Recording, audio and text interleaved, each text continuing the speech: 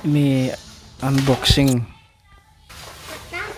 SSD merek Acer sama printer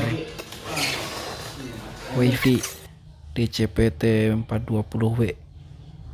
Bongkar dulu harddisk yang lama, keluarin. Tipe SATA, ini yang barunya mau dipasang sama prosesnya, tinggal nanti install ulang Windowsnya.